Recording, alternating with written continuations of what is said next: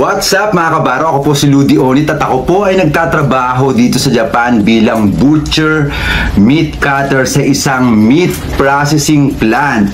So ayan, yung nasa background video po natin, ako po yung nagde-debone na yan. So para po sa mga kabaro na gustong magtrabaho dito sa Japan bilang butcher meat cutter, ang agency ko po ay ang Advanced Ability Assistance Foundation or AAA na located sa Santa Rosa, Laguna.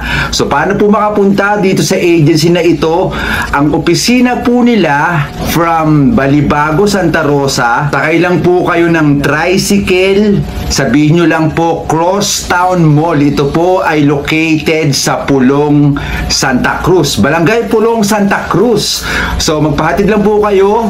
Crosstown Mall, second floor, doon po located ang opisina ng AAA. So continuous hiring po ang agency na yan for manpower pooling. Ang mga documents na kailangan yung isubmit ay resume, passport, 2x2 ID picture, TOR, diploma, Form 138, PSA birth certificate, NBI, at kung ano pang meron kayo. Po sa mga nagtatanong, ito po yung qualifications para makapagtrabaho bilang butcher or meat cutter dito sa Japan. Number 1, age limit. Ang age limit po doon sa agency na pinicture natin doon sa aking last video ay 30 to 35 years old. So depende po sa employer. Educational attainment, at least high school graduate mga kabaro. Kung ikaw po ay umabot lang ng grade 10, hindi po pwede. Dapat ay senior high school graduate. Then experience, kung tumatanggap po ba ng no related work experience. Muli, depende po yan sa employer. Yung mga employer po na tumatanggap na kahit no related work experience, meron naman pong nangangailangan ng related work experience. So doon po sa agency na yon, yung binanggit natin sa ating last video, yung AAA na located sa may Santa Rosa, Laguna, tumatanggap po yang ng mga aplikante na no related work experience. Actually, doon sa company na pinagtatrabahuhan ko bilang butcher meat cutter, 10 po kami Pilipino ron at ako lang po yung may experience bilang meat cutter or butcher, at lahat po sila walang related work experience. Kaya ayan po yung mga tanong. Sana nakatulong sa inyo yung mga impormasyon na binanggit natin dito sa video na ito. Okay, ang sweldo po ng butcher or meat cutter dito sa Japan ay depende po yan sa company at sa lugar na pagtatrabahuhan nyo. Pero nag-range po yan around 40,000 to 50,000 pesos. So doon naglalaro, no? Depende din sa palitan. At depende din yan kung ano nakikita nyo sa background. Test sa sa overtime, kung merong overtime dun sa inyong company na pagtatrabahuan. Pero normally, pagka factory worker ka sa meat processing plant, meron po mga overtime yan. So depende na lang din kung gaano katagal at kung gaano nyo ini-enjoy yung background. Sa likod kasi yung yung pagtatrabaho dito sa Japan, no? So yun lang, again, yung agency natin, lagi natin sinasabi dyan, AAA. And then meron pa tayong mga ibang agency na i-post natin, no, dito sa ating FB page. Maraming salamat sa panonood mga kababayan. Bye-bye. Magkano nga po ba ang magagasto sa pag-a-apply dito sa Japan? Hanggang simula sa pag-a-apply hanggang sa makarating. Well, ang sagot po dyan, dito po sa agency natin, yung AAA, meron pong bayad dyan yung pag-aaral ng Nihongo, which is 75,000 pesos for 4 months na pag-aaral ng Nihongo. Kasama na po dyan yung board and lodging, yung pagkain lang.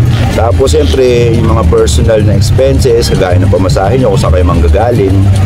Then pag-process nyo ng dokumento nyo. Pero sa agency alone, 75 pesos po ang babayaran doon. Meron pong mga agency na walang bayad, no, ang pag-aaral ng Nihongo. Pero siyempre, since ito yung agency natin, AAA, kaya ito po yung i-recommend natin sa ngayon, no, para sa mga gusto magtrabaho bilang butcher or meat cutter dito sa Japan.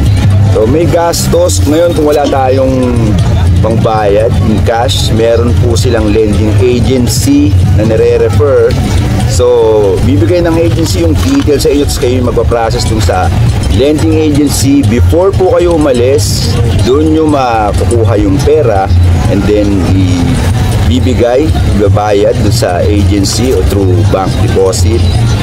Kaliwaan po yun, kapalit ng inyong mga documents, plane ticket na kailangan bago makapunta sa Japan. Ang pagbabayad po nun is 1 year, no? Sa loob ng isang taon, babayaran yung inutang nyo na pera dito sa ating lending agency. So, of course, merong tubo kung gaano kalaki yun, wag nyo nang alamin dahil baka malula kayo. Ayan. So, apply na mga kabayan, kahit may bayad yan, worth it pa rin naman ang ating pagtatrabaho dito sa bank. Kahit medyo mababa yung yan, hindi naman tuloy-tuloy na mababa. So, tataas din siguro yan after 10 years. Hindi, joke lang. Enjoy the view. So, mayroong nagtanong na isang kabago natin na babae kung tumatanggap daw po ba ng female butcher dito sa Japan. Ang sagot po ay yes, meron po, pero depende po sa company na nag-hire para makapagtrabaho dito sa Japan. So dun po sa aming company, 6 po doon ang mga babae, mga lady butcher, meat cutter. So ang trabaho lang po nila ay nagkakat lang talaga ng mga baboy. Kakat, nagtitimbang, mga magagaang lang naman na trabaho. So hindi kagaya sa mga trabaho ng lalaki, of course, na nagde-debone, mas mabigat na klase ng trabaho. So depende po sa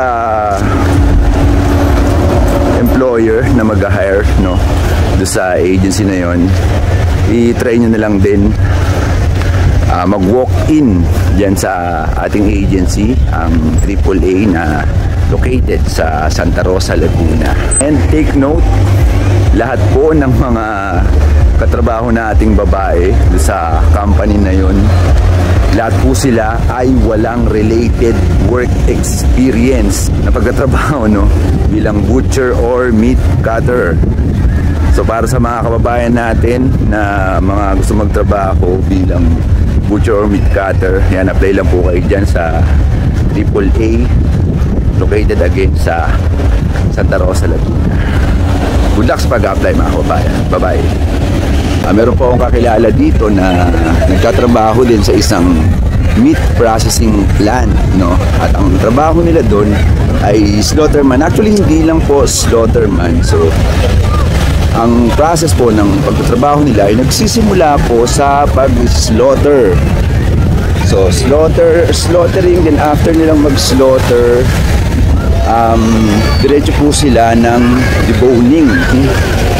Yung agency po na AAA, yun din po yung in-applyan ng kababayan natin na nagtatrabaho dito sa Japan bilang slaughterer, deboner, at meat cutter. So lahat ng trabaho na yun ay ginagawa nila dun sa company na nag-hire sa kanila. So yung agency din po ay AAA o yung AAA na located dyan sa Santa Rosa, Laguna. The thing is, hindi nyo po malalaman kung yung company na mapapasukan nyo o yung a-applyan nyo ay kung yung trabaho ba ay slaughtering, deboning, or meat cutter lang. So, iba-iba po kasi ang mga employer na nag-hire doon sa agency na yun. Gaya po doon sa amin, ang trabaho ko ay deboner at meat cutter lang. Unlike dun sa kakilala natin na lahat from slaughtering, deboning at meat cutting. So para malaman nyo, itanong nyo lang sa staff ng agency pag nag-apply po kayo. Ganyan yung location ng opisina ng AAA ay dyan sa Santa Rosa, Laguna. From Balibago, sumakay lang po kayo ng tricycle, sabihin nyo Crosstown Mall. So second floor ng Crosstown Mall. So malaman nyo po yun, nasa baba po nun ay Pure Gold. Then sa second floor yung opisina ng AAA. Continue sa hiring po dyan mga kababayan.